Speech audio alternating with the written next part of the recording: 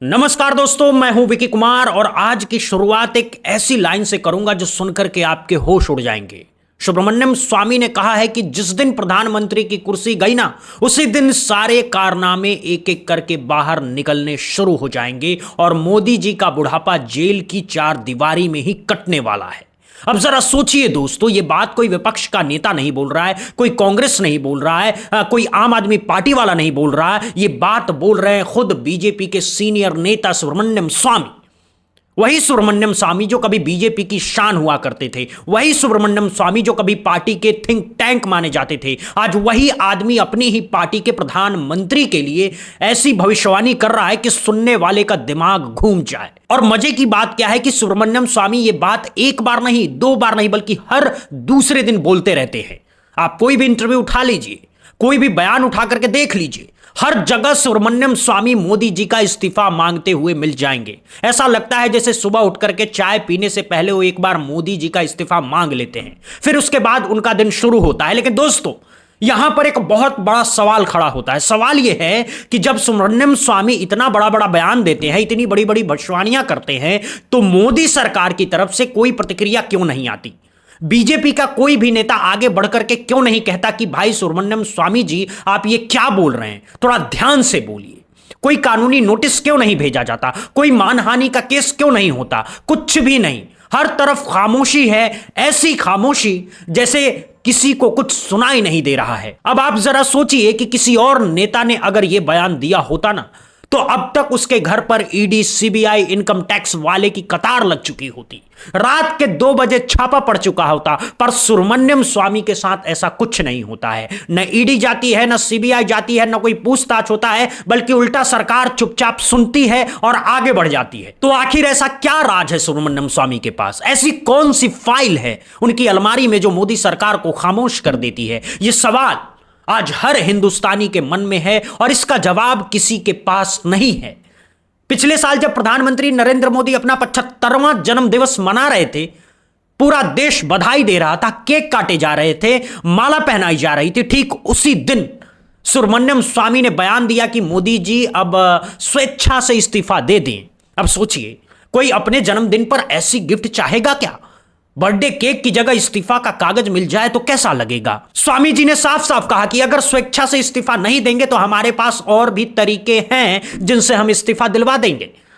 बेहतर होगा कि मोदी जी आरएसएस के मार्गदर्शन मंडल में चले जाएं और वहां बैठ करके आराम से भजन कीर्तन करें, रिटायरमेंट का ऐलान कर दें, वरना जबरन इस्तीफा ले लिया जाएगा। दोस्तों, यह कोई मामूली धमकी नहीं है, यह उस आदमी की धमकी है जिसने पूरे राजनीतिक करियर में एक जयललिता जैसे दिग्गज नेता को कुर्सी से उतरवा दिया था, जिसने 2G घोटाले में ए राजा और कनिमोझी को जेल भिजवा दिया था। यानी सुब्रमण्यम स्वामी जब कुछ बोलते हैं तो हवा में नहीं बोलते, उनकी बातों का मतलब होता है। फिर चुनावी बॉन्ड योजना का मामला आया। जब चुनावी बॉन्ड का घोटाला सामने आया तो सबसे पहले जो आदमी मैदान में उतरा वो थे सुब्रमण्यम स्वामी।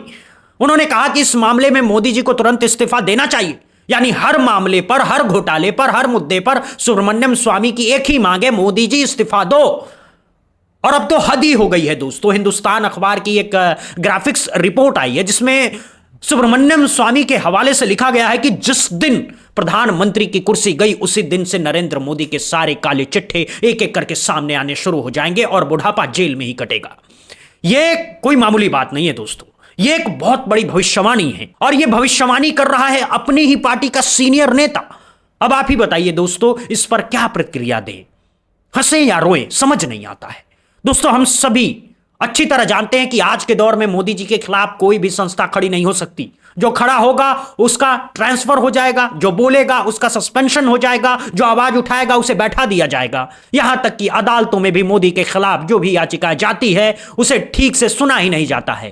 कागज उठाओ, देखो और रख दो, बस इतना ही होता है। अभी हाल ही में जंतर मंतर का मामला याद कीजिए। दिल्ली की सड़कों पर छात्रों को पीटा जा रहा था, बेकसूर बच्चों की खोपड़ी फोड़ी जा रही थी। जिन बच्चों के हाथ में कलम होना चाहिए था उनके सिर पर डंडे पड़ रहे थे। यह मामला जब सुप्रीम कोर्ट में पहुंचा तो सुप्रीम कोर्ट ने साफ कह दिया कि हम इस मामले में सुनवाई नहीं करेंगे। क्यों? क्योंकि आंच अमित शाह पर आती है, मामला अमित शाह के दरवाजे तक जाता है और जब मामला वहां तक जाता है तो फैसला सुनाना पड़ता है और फैसला सुनाना यानी बड़ी मुसीबत। तो अदालत ने आसान रास्ता चुना, सुनवाई ही नहीं की। बल्ले बल्ले। इससे पहले भी एक याचिका दायर हुई थी जिसमें मांग की गई थी कि प्रधानमंत्री मोदी को अयोग्य घोषित कर दिया जाए। तर्क यह था कि मोदी जी की चुनाव के दौरान आदर्श आचार संहिता का खुलेआम उल्लंघन करते हैं, हिंदू मुसलमान करके वोट मांगते हैं, मंगलसूत्र से लेकर के मुजरा तक हर चीज पर बयानबाजी करते हैं, इसीलिए इन पर कम से कम 6 साल का चुनावी प्रतिबंध लगा दिया जाए ताकि कोई भी चुनाव लड़ न पाए। पर उस याचिका का क्या हुआ? कहीं धूल खा रही है फाइल किसी कोने में। इलाहाबाद हाई कोर्ट में भी एक याचिका दायर हुई थी जिसमें बनारस से मोदी जी की सांसदी को रद्द करने की मांग की गई थी। एक संत ने आवाज उठाई थी कि मोदी जी ने गलत तरीके से चुनाव जीता है, रसूख के दम पर जीता है, बेईमानी करके जीता है। कांग्रेस नेता अजय राय ने तो खुद को बनारस का असली सांसद तक घोषित कर दिया था। पर याचिका का क्या हुआ? खारिज। जैसे कूड़ेदान में कागज फेंक दिया जाता है वैसे ही याचिका खारिज कर दी गई। और भी कई मामले हैं दोस्तों, एक एक करके गिनवाऊंगा तो यह वीडियो घंटों की हो जाएगी। पर हर मामले का अंत एक ही है, याचिका खारिज। और अभी सुबह मैंने आज आप लोगों को एक और खबर दिखाई थी। खबर यह थी कि आरएसएस चीफ मोहन भागवत को जो Z+ सुरक्षा मिली हुई है उसका हर महीने का खर्च 40 से 50 लाख रुपए है। यह पैसा आता कहां से है?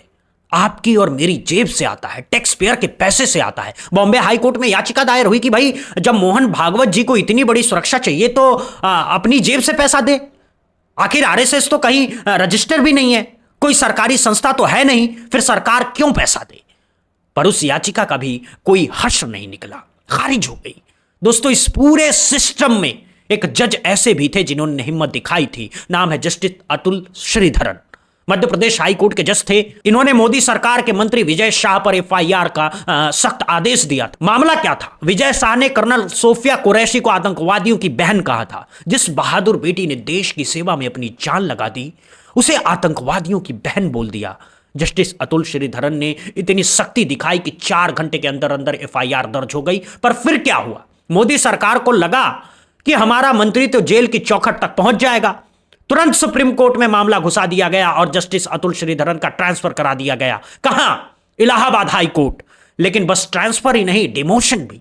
मध्य प्रदेश में जिस पद पर वो थे वहां से नीचे की पोजीशन दे दी गई। और सबसे बड़ा मजाक यह है कि उन्हें अब सरकारी मामले नहीं बल्कि पारिवारिक मामले सौंप दिए गए। यानी अब वो बुजुर्गों के मामले देखेंगे, दीवानी के मामले देखेंगे, तलाक के मामले देखेंगे, सरकार से जुड़े मामले नहीं देखेंगे। मतलब जज साहब को बता दिया गया कि भाई तुम अपनी हद में रहो वरना बर्तन धोने भेज देंगे। तो दोस्तों, ऐसे में कोई जज हिम्मत कैसे करेगा? कोई कैसे आगे आएगा? जब सुप्रीम कोर्ट के जस्टिस उज्जवल भुइयां ने खुद कहा कि यह लोकतंत्र का अपमान है, यह संविधान का अपमान है, तो बात कितनी बड़ी है समझ में आना चाहिए। जस्टिस भुइयां ने साफ कहा कि प्रधानमंत्री के पास जो पावर नहीं है वो पावर वो इस्तेमाल क्यों कर रहे हैं। जजों का ट्रांसफर करना, प्रमोशन देना, डिमोशन करना, यह सब कॉलेजियम सिस्टम का काम है, सरकार का काम नहीं है। पर सरकार सीधे सुप्रीम कोर्ट में घुस करके ये सब कारनामे कर रही है, यानी लोकतंत्र के मंदिर में ही सेंधमारी हो रही है। तो दोस्तों, बात सीधी सी है, कोई भी संस्था इस वक्त सरकार के खिलाफ नहीं जा रही। ना अदालत जा रही है, ना जांच एजेंसियां जा रही है, ना मीडिया जा रही है, ना कोई और संस्था जा रही है। सब खामोश है, सब चुप है। पर सुब्रमण्यम सामू लगातार कह रहे हैं कि जिस दिन कुर्सी गई उसी दिन सारे काले चिट्ठे एक एक करके बाहर आने शुरू हो जाएंगे और बुढ़ापा जेल में ही कटेगा। अब सुब्रमण्यम स्वामी का यह बयान सोशल मीडिया पर आग की तरह फैल रहा है। लोग शेयर कर रहे हैं, कमेंट कर रहे हैं, सवाल पूछ रहे हैं। कोई कह रहा है कि क्या सचमुच ऐसा होगा? क्या हिंदू हृदय सम्राट जेल जाएंगे? क्या महामानव जेल की सलाखों के पीछे होंगे? क्या 56 इंच का सीना जेल की कोठरी में बंद होगा? किसी को समझ नहीं आ रहा।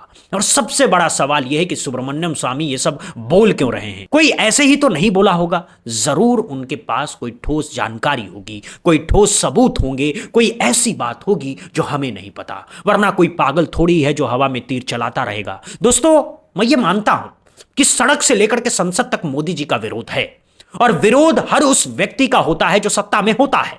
यह लोकतंत्र की खूबसूरती है। नेहरू जी का भी विरोध हुआ था, इंदिरा जी का भी विरोध हुआ था, अटल जी का भी विरोध हुआ था, मनमोहन सिंह का भी विरोध हुआ था। लेकिन उन नेताओं में एक बात थी, वो विरोध सुनते थे, विरोध बर्दाश्त करते थे। कुछ ऐसी सरकारें होती है जो विरोध से डरती नहीं बल्कि विरोध को अपनी ताकत बनाती है, क्योंकि जब विरोध होता है तो पता चलेगा कि लोगों को क्या चाहिए, कहां कमी है, क्या सुधार करना है। और फिर सुधार करके जनता के दिलों पर राज करेंगे। लेकिन यह सरकार अलग है दोस्तों। यह सरकार विरोध बर्दाश्त ही नहीं करती। आप विरोध कीजिए, आप पर रसूका लगा दिया जाएगा। आप बोलिए, आप पर एनएसए लगा दिया जाएगा। आप सवाल पूछिए, आपको जेल में डाल दिया जाएगा। और फिर जमानत के लिए कोर्ट कचहरी के चक्कर काटते रहिए, जूते घिसते जाएंगे, लेकिन जमानत नहीं मिलेगी। खुद सुप्रीम कोर्ट के जज जस्टिस उज्जवल भुइयां ने कहा है कि सरकार लोगों को धड़ाधड़ जेल में डलवा रही है और अदालतें जमानत तक नहीं दे रही है। और अगर दे भी रही है तो इतनी शर्तें लगा रही है कि आदमी बाहर रहकर भी जेल में जैसा ही रहा।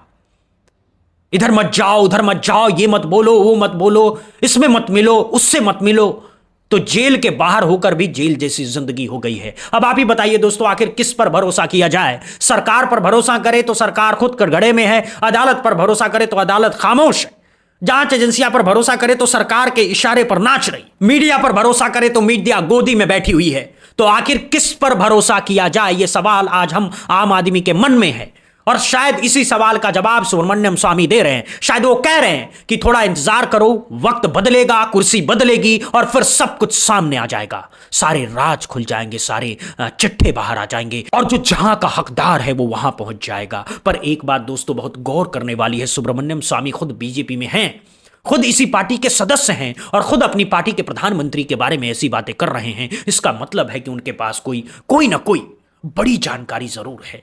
कुछ ऐसा है जो हम नहीं जानते, कुछ ऐसा है जो अंदर की बात है और वो अंदर की बात एक दिन बाहर आएगी। सुब्रमण्यम स्वामी कोई नया आदमी नहीं है दोस्तों। हार्वर्ड में प्रोफेसर रह चुके हैं, इकोनॉमिक्स के मशहूर विद्वान हैं, सुप्रीम कोर्ट के वकील रह चुके हैं, कई बड़े बड़े मामलों में जीत हासिल कर चुके हैं। जब ये आदमी कुछ बोलता है तो सोच समझ करके बोलता है। ये पप्पू नहीं है जो हवा में तीर चलाता है। तो अब इंतजार सिर्फ इस बात का है दोस्तों कि क्या सचमुच वो दिन आएगा जब कुर्सी जाएगी और सारे राज खुल जाएंगे? क्या सचमुच सुब्रमण्यम स्वामी की भविष्यवाणी सच होगी? क्या सचमुच वो चिट्ठे बाहर आएंगे जिनके बारे में सुब्रमण्यम स्वामी जी लगातार कह रहे हैं? ये तो आने वाला वक्त ही बताएगा। पर एक बात तय है, ये बयान इतना बड़ा है, इतना विस्फोटक है कि इससे नजरअंदाज करना नामुमकिन है। और सबसे बड़ी बात, आज तक बीजेपी के किसी नेता ने इस बयान का खंडन नहीं किया। ना खंडन आया, ना सफाई आया, ना कोई सवाल जवाब हुआ।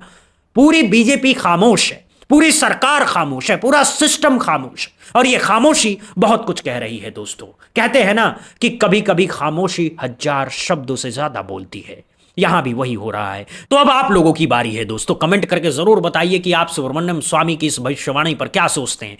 क्या आपको लगता है कि यह भविष्यवाणी सच होगी? क्या सचमुच मोदी जी का बुढ़ापा जेल में कटेगा? क्या सचमुच वो दिन आएगा जब कुर्सी जाएगी और सारे काले कारनामे बाहर आएंगे? या फिर ये सब सिर्फ हवाई बातें हैं जिनका कोई मतलब नहीं है? आपकी राय बहुत मायने रखती है, नीचे कमेंट बॉक्स में जरूर लिखिएगा। वीडियो पसंद आई हो तो लाइक करना मत भूलिए, अपने दोस्तों रिश्तेदारों में शेयर कीजिए ताकि सच्चाई ज्यादा से ज्यादा लोगों तक पहुंचे। और अगर आप चैनल पर नए हैं तो सब्सक्राइब करके बेल आइकन दबा दीजिए ताकि नई वीडियो की नोटिफिकेशन आप तक पहुंचती रहे। मिलते हैं अगली वीडियो में एक और बड़े मुद्दे के साथ। तब तक के लिए बहुत बहुत धन्यवाद। जय हिंद, जय भारत, वंदे मातरम दोस्तों।